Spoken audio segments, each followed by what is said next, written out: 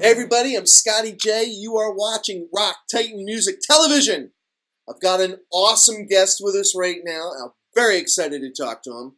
We've already caught up with some of his other bandmates, and I'm talking about Chuck Garric. I'm talking about Calico Cooper. I'm talking about Beasto Blanco, but it wouldn't be the same unless we featured Chris' brother, Latham. And that's who I've got with us right now. How are you, my friend? And Rock Titan TV internets. Yes. Glad to be part of the show. Right on, Chris. Thank you so much for joining us. I got to call you brother. Yes, my please. brother from another mother. Right? We'll go for it, yeah. Yeah, man. Go on a roll, Scott. Yes, Run sir. with it, my friend. Yes, sir. Well, again, thank you for joining us. And, not too long ago, we had the opportunity to catch up with Chuck Garric. And then very recently, we caught up with Calico Cooper. And in those conversations, we never really had the opportunity to talk about how Beasto Blanco was formed. What brought that whole, band together, that vision and the music. How did this happen? From your mouth, your lips to God's ears. How did this happen? Really want to get into this? I'm sure our stories are they going to line up. Well, that's the thing. We haven't talked about. I didn't talk about this with Chuck, and I didn't talk about this with Calico. So No, your story is gospel right now. It's back in about late 2011, 2012, I think it was. Chuck and I have known each other since teenagers. Okay. And we've done some stuff musically, back in the late 90s together, kind of like a first incarnation of Beasto. But putting that on the side, he came up, he called us, man, I got these songs, I want to record them. And it was like maybe 4 or 5 songs. And yeah, let's do it. So we started recording, and in the background, he's known Chuck, and, Chuck and Calico have known each other for, quite a while as well. Sure. And during that process, we were with, we had Tommy Hendrickson from Alice Cooper Band as well producing us, who was a mastermind of his own. The two of them were talking and saying, "Hey, man, this would be great to have a part here. Let's get Calico in." And at the time, the poor thing, she just had a massive surgery. I mean, massive, man, on her foot. Wow. And she comes in, she's freaking high on whatever they were giving her, because she was talking about that broken bone. Yeah, okay, so this is where that's coming into play. Okay. Yeah, so she comes in and in her cast and crutches, and we get her in front of a mic, and holy shit, man, she just really just added a cool color to the songs. Okay. Well, at that point we had 4 songs, but man, they were coming out really good, and the way it was looking, we were like, well, we have more. Let's keep recording. Keep going. Next thing you know, we had a record. Wow. Now we got to get a band together, and at that point we knew, Chuck knew especially, and Calico. The two of them have probably been talking already, but how to get her involved in this? I mean, we did our first Euro tour. We did. It was just 4 of us: Jan, Tim, and Chuck and myself. Okay. And then that was a good way to break out the, to figure out where we need to oil the squeaky wheels and what we had to do for the show. And Chuck's always had a great vision for what live we should be, and I've loved it, and we've all loved it. So having Calico, getting that into it, and then getting our other pieces, getting Jan in there, and we had Tim the song at the time, and now we've got Sean Sellers in there playing. It just all seemed to be a good fit. Right, and right. We put our makeshift, here's our blueprint of a live show together, which seems to always change, like note by note live, but it comes together somehow. I mean, Calico, she wheels that bat. Chuck's got that monstrous growl and does what he does, and the two of them playing off together while the rest, I'm out there throwing out the leads, and Jan and Sean are holding it down. I don't know if that answers your question in a long. Yeah. No, it definitely does. And it's interesting because I didn't know that your history with Chuck went so far back. So that's really kind of where the idea of creating a band together came from. I mean, it goes that far back, and then you just kind of added the other pieces along the way, yeah? Yeah. I mean, when I moved down from Alaska to Los Angeles, Alaska, yeah, Alaska.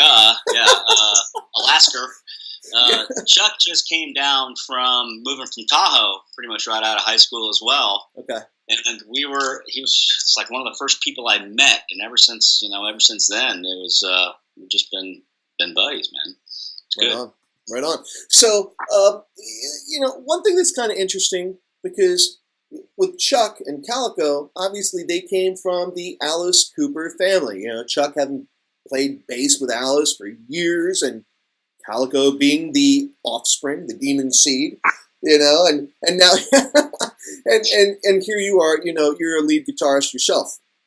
Now with Beasto Blanco, Chuck switches over to lead vocals and playing the guitar himself. Yeah. What do you think of him as a guitarist versus a bass player? I love his guitar playing. I've always told him that too, because it was a big jump for him. I mean, when we did our thing back in the late '90s, early 2000s, if you want to say, we had a project called The Droots, where we were a three-piece, just a powerhouse. But he was holding down vocals and playing bass for that band. Right on. But I've always liked his guitar playing. There's something about guitar players who aren't guitar players that I really appreciate. Like, other bands and projects I played in, I used to write with a drummer who would bring everything and we'd play guitar together.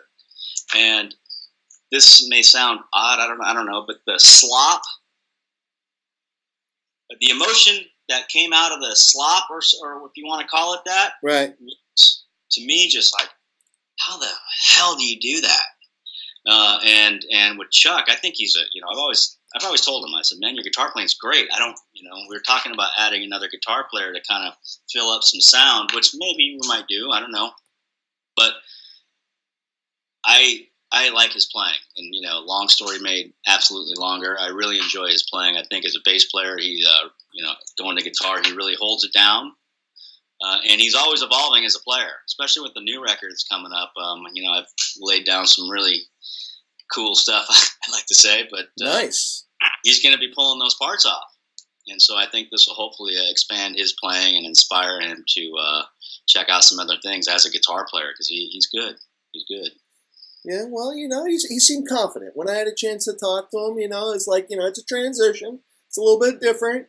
But, I have to agree with you. I mean, especially with the songs that I've heard and the official music videos, which I definitely want to get your take on it, because I've had Chuck's and Calico's. I want to talk about Brother's take on the official music videos of Beasto Blanco, because they are so theatrical in nature. So naturally, when you get Chuck and Calico coming over from the Alice Cooper family, the most legendary shock rocker of all time, you're gonna get that influence. So I guess for you personally as a musician, what was it like knowing that you kind of had that influence? And how was it when that theatrical presence all of its own really started to become a part of the Beasto Blanco family? For me, I've welcomed it from day one, because, just growing up as a kid, going to bands, seeing all sorts of bands, not even growing up, just, even today. I like going to a show to see a show. If I want to see something based purely on musicianship, I'll go to the Baked Potato and watch some cats get up and do a jam session and just be blown away and enamored by their playing and what they're doing together. But I like to see a show along with good musicianship. I'm not trying to knock that with our show, because we do maintain that integrity. But I think it's what's finally getting us to a point where we're getting noticed. Again, we've been doing this for quite some time, and now getting some notoriety. Right. It's been honing the wheels from the show, and I'm hoping that people can come to the show. It takes them away for an hour or a couple hours, and they they feel like maybe some things have been released in their life for a minute. Two, they come out meeting some great people, and that's one thing. We have our loyal beasts, and it seems like all these folks that come in, they all tend to like get to know each other, and it's a community that's absolutely growing, and it's really cool. Actually, I love just kind of watching at the background, seeing all these people who've never known each other meet maybe through our online community, and now are becoming friends or doing things together in communications. And thirdly, I want people to walk away after spending that money on a ticket going, thank God I didn't waste my fucking money. Right. Yeah. Right? Yeah. I mean, it's we go up there and we lay it all on that stage, and for the most part, the fans do the same thing in the return they give us. So it's a good thing. I think I'm digging it. That's awesome. And brother, one of the things that's really cool that you just touched on is the whole idea of really putting on a show, because it brought to mind one of the very famous quotes from our dearly departed Lemmy Kilmister, who hasn't been gone that long. But he said something really to that effect. Like, people don't want to just go see a musician on stage playing their music. They want to see you like you're coming from another planet. Now, I'm paraphrasing here. I can never say it as well as he did. But you know what I'm saying. I think you know the quote that I'm talking about.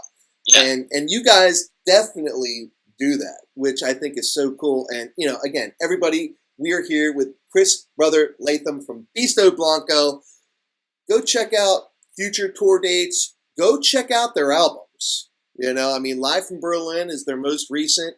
And it's incredible. They've got official music videos out there on the web right now. The most recent one is Grind, which I definitely want to talk to you about, brother. Yeah. And, you definitely get the full experience, man. The full experience. So getting right back into it,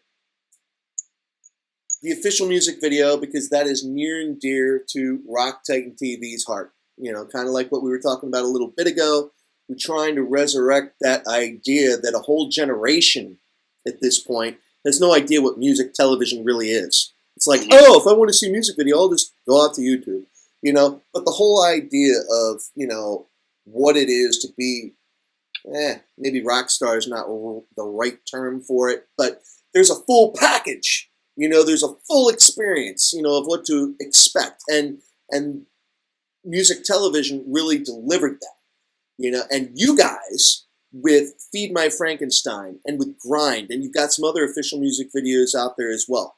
How cool is it for you to be like an actor, in these videos and bringing your music to life? It's awesome. It's awesome. Yeah. I think it stems from music that I completely believe in, and that's what makes the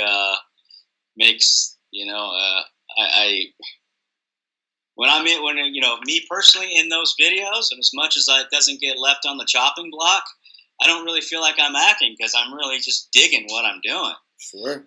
From day one from writing to recording, or if Chuck brings in an idea, or however it works, whatever song we do the video for, I'm always enjoying the moment. So I don't ever feel like I'm an actor, but if I don't know. But you are. You actually are.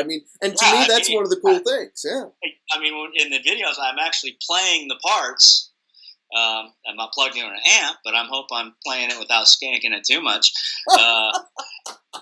Because I want it to be as, even though I'm acting out that part, I want it to be what, the representation come across of what's on that record and what you're really going to see on a live album, a live show as well.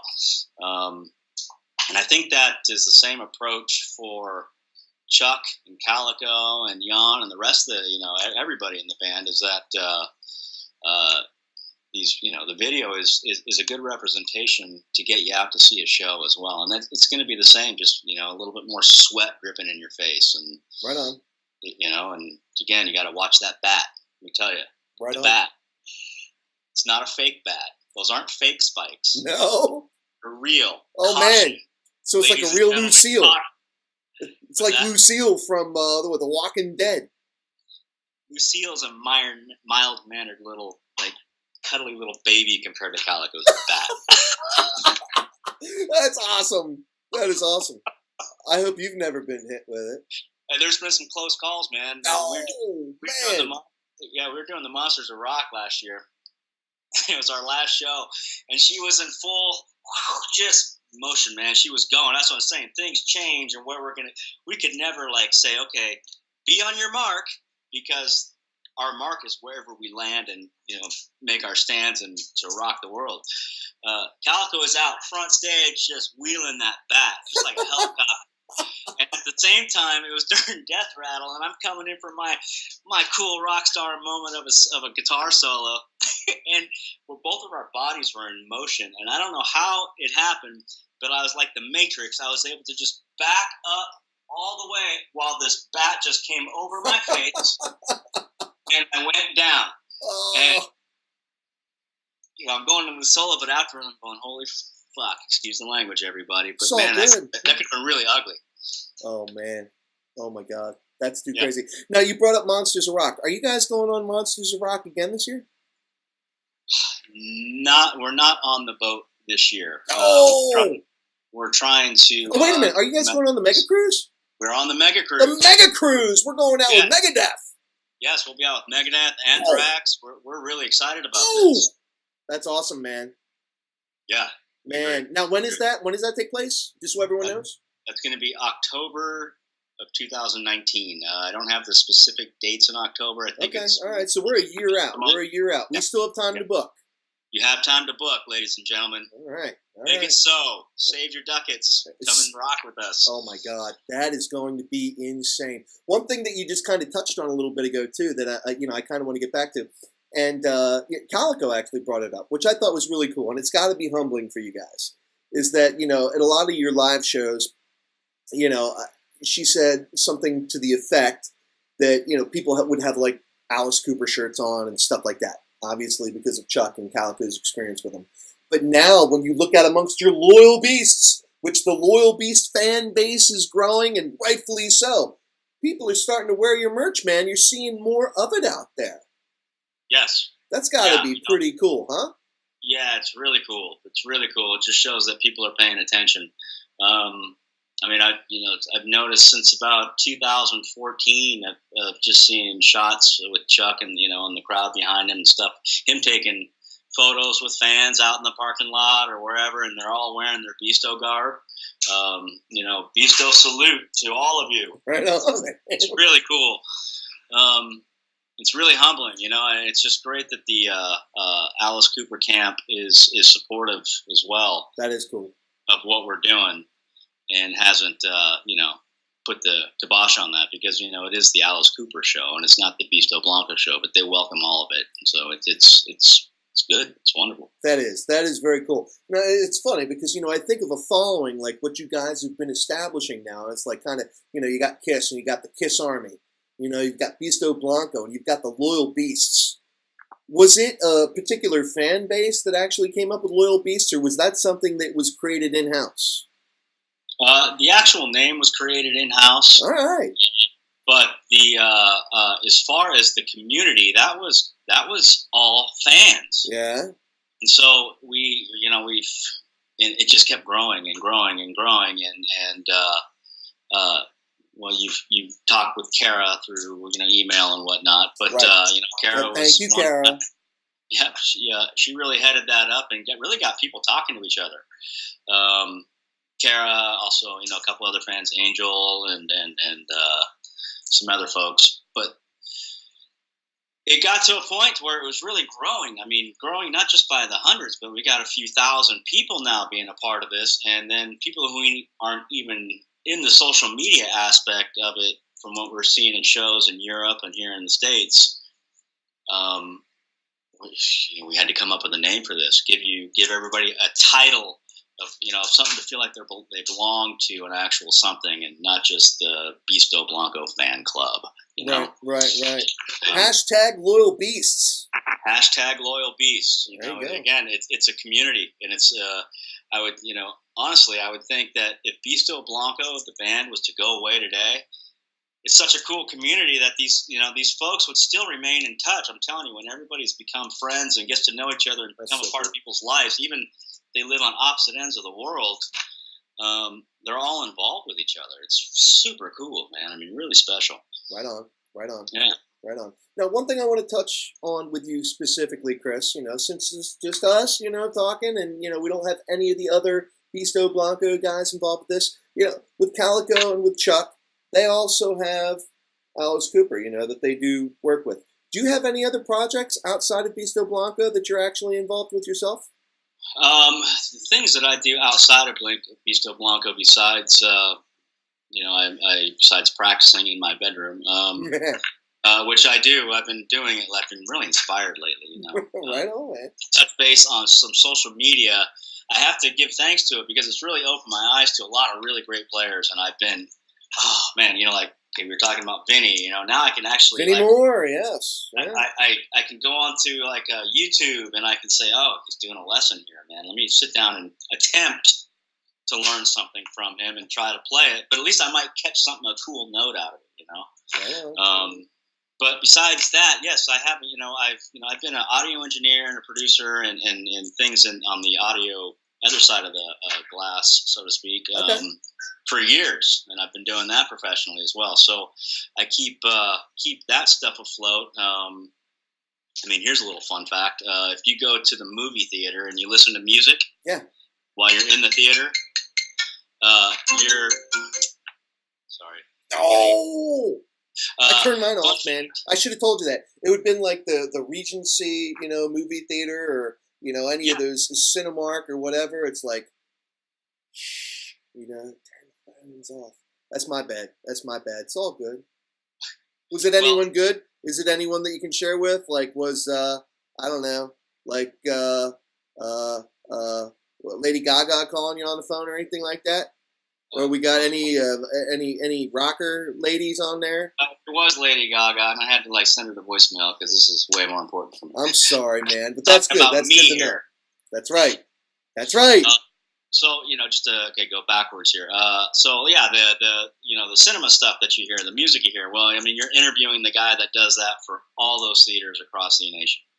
So it's pretty cool. It's good. You know, there's in doing this work, I found different outlets of what we could do as musicians and songwriters to get music out there and actually make an income, and you know, not just stroke your ego, so to speak, get your art out there and to make some money doing it. And this was one of them. You know, I did a lot of the audio work I did it for Air Force One for 2 presidencies. No kidding! Wow, that's awesome. Did it for the full United and Delta fleets across the world. Along with work with some really cool artists, you know, Tom Petty, Barbra Streisand. I mean, the list is huge. You're a busy man. Outside of Beasto, Brother Latham's a busy man. Yeah, so I do that to keep, you know, got to keep the bills paid. I enjoy doing audio work and done a lot of TV work. You know, had written for music for TV films, Friday Night Lights, Shark Tank. A lot of stuff. So very cool. Very cool. That's what I do. You know, if any of it, I'll go sit in with somebody and play some guitar and do some session work if needed. But, dude, that's awesome, man. This is great to know. See, I did not know this. Yeah. You know, this is very, very good. So everyone, I hope you're paying attention. And we'll have to put some links in. Do we have some places out there on the internet where we can kind of find your portfolio of work? You know, there are some, you know, I mean, I could give you some if you want afterwards. I do, yeah. Want to post them? Absolutely. All right, yeah, we got to share them with the public, man, you know. Keep you bountifully employed above and beyond just what you're doing with Beasto Blanco, you know, as cool as that is. You know what I'm saying? Well, you know, Beasto's going to take off so big in the next, I don't know, 3 or 4 days that I'm going to have to really probably hire somebody out to take care of this stuff for me. I mean, that's our goal. We're right there. We're right there. And that's a perfect segue to where I want to go next. And then I'll let you go because I know you're a very busy man. You know, you're on the Pacific time. I'm out here on the East Coast time. But yeah, it's almost bedtime for you, buddy. Yeah, man. But I gotta tell you, brother. You know, Chuck was a little tight-lipped about, you know, what's going to be happening next. Calico even more so. But you're a founding member of Beasto Blanco, you know, so I have to assume that you're at liberty to divulge some of the things that are on the burner, so to speak. You know, obviously you guys came out with your official Grind video not too long ago, and Live from Berlin has been simmering for a while, and you know, you guys have been touring and whatnot. What kind of new material can loyal beasts worldwide be looking for in the near future? Yes. Okay. Well, what you could do, and I'm sitting here because you're saying tight-lipped, and I'm kind of laughing at that because it's a mutually agreed upon thing here between us that we are keeping it under the wraps and want to just explode everything. But all right. just I'm not hurt. I'm not hurt. I'm not hurt. It's all good. We are working. We just finished up having the new record. It's in the mastering process, so we do have something we're going to get ready to release at the. I can't really give you a date yet, but we're probably going to shoot for a beginning of the year, somewhere around that time release. Don't hold me to that, but that's our goal. And in the interim, just keep doing what we're doing. Get some.